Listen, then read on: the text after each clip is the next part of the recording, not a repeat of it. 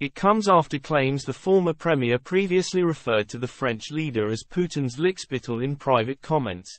Boris Johnson has reportedly taken a fresh swipe at Emmanuel Macron over Vladimir Putin. The ex-prime minister is said to have slapped down the French president over his warning against the Russian leader being humiliated amid his brutal invasion of Ukraine.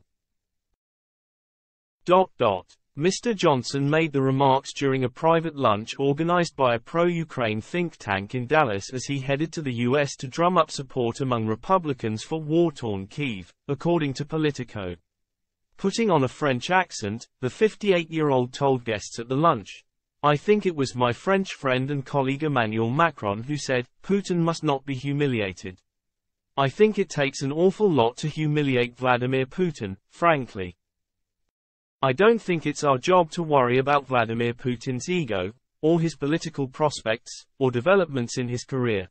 In June last year, Mr. Macron said the West must not humiliate Russia so that when the fighting stops in Ukraine a diplomatic solution can be found.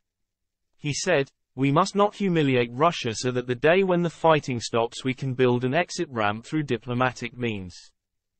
Mr. Johnson led support for Ukraine and struck up a close friendship with wartime leader Volodymyr Zelensky when he was the occupant of No. 10.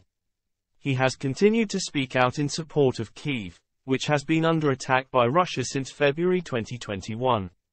It comes after claims a furious Mr. Johnson previously blasted Mr. Macron as Putin's lickspittle after the French president criticized the then PM's response to the Ukrainian refugee crisis.